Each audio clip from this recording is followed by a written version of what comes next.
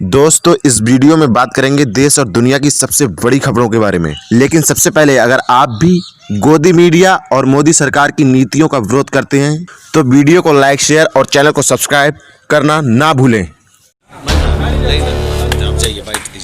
और आप देख लीजिए, आप एक बात बताइए भाई, अगर मोदी जी आते हैं तो आप मोदी जी का स्वागत जूते चप्पल से करेंगे या माला से करेंगे? जूता चप्पल से ही करना चाहिए। नरेंद्र मोदी जी को जिस तरीके से हमने आज पुतले को आग लगाई है, उसी के साथ इनको जूते का भी कार्यक्रम हमने करा है। आज जिस तरीके से पूरा देश बेरोजगारी से जूझ रहा है, हमारे देश के बिहारी भाइयों को गुजरात के अंदर मारा जाता है। हमारे देश के बिहार में चुनाव है, वोट मांगने के लिए ये बिहार में आए हैं। हमारे देश के बिहारी वोट देंगे बिहार में, रोजगार मांगने के लिए जाएंगे। बात बताइए, अगर मोदी जी का पुतला जलाकर हमने गलत किया है तो यहाँ मेरे साथ तमाम बिहार के लोग खड़े हैं। बताइए भाइयों, हमने गलत करा या सही करा है? आप लोग साथ हैं? आप देख लीजिए, पूरे बिहार की जनता साथ है। और आप देख लीजिए, आप एक बात बताइए भाई, अगर मोदी जी आते हैं तो आप मोदी जी का स्वागत जूते चप्पल से करेंगे या माला से करेंगे? जूता चप्पल से ही करना चाहिए। पूरे बिहार की जनता नाराज है, पूरे बिहार की जनता नाराज है और मोदी जी का स्वागत जूते और चप्पलों से ही होगा।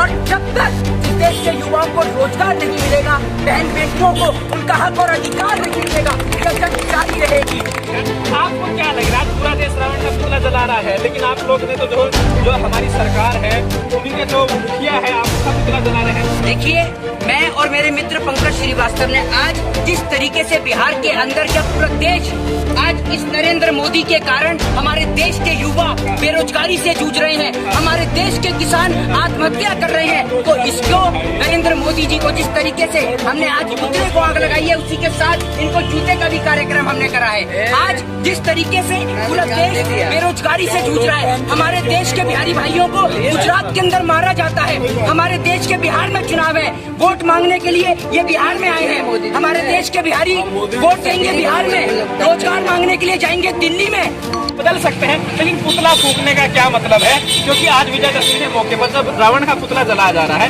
तो आप मोदी और सरकार के लोग पुतला जलाने क्या देता है? आप वोट के जरिए सरकार को बदल सकते हैं। मुद्दा वोट के जरिए भी सरकार को बदलेंगे। रावण की आप बात कर रहे हैं, रावण ने तो फिर भी पराई स्त्री को हाथ नहीं लगाया। नरेंद्र मोदी जी ने आज पूरे देश के युवाओं से रोजगार छीन लिया। हमारे देश का किसान परेशान है। एक भी दिन इस देश की मीडिया नहीं पूछ रही हरियाणा और पंजाब के किसानों का क्या हाल है। पूछा है आपने? बहन बेटियों के साथ बलात्कार हो रहा है, हाथरस की घटना हो, चाहे कहीं की भी ये घटना हो, देश में बहन बेटियां सुरक्षित नहीं है। और जब तक नरेंद्र मोदी जी नीतीश कुमार जैसे लोगों को इस देश से नहीं खदेड़ देंगे, हम लोगों का ये आंदोलन, ये प्रोटेस्ट जारी रहेगा। लोकतंत्र में एक ही तरीका है, आप चुनाव के जरिए बदल दीजिए। चुनाव के जरिए तो बदलेंगे ही। आखिर देश के लोगों को भी तो जगाने की जरूरत है। विजयदशमी मनाई जाती है बुराई पे अच्छाई की जीत के लिए, और आज नरेंद्र मोदी जी से बड़ी बुराई इस देश के अंदर कोई नहीं है। नरेंद्र मोदी जी ने जिस तरीके से, आपको पता है, प्रधानमंत्री नरेंद्र मोदी जी नए नए कानून लाते हैं, नोटबंदी, जीएसटी कर व्यापारी भाइयों की कमर तोड़ दी। आज बिहार के अंदर रहने वाले इन तमाम बिहारी भाइयों से आप पूछिए कि क्या इनको आज इनका कोई अधिकार मिला है? क्या बिहार के अंदर बेहतर शिक्षा, बेहतर स्वास्थ्य है? आप पूछ के देखिए इनसे।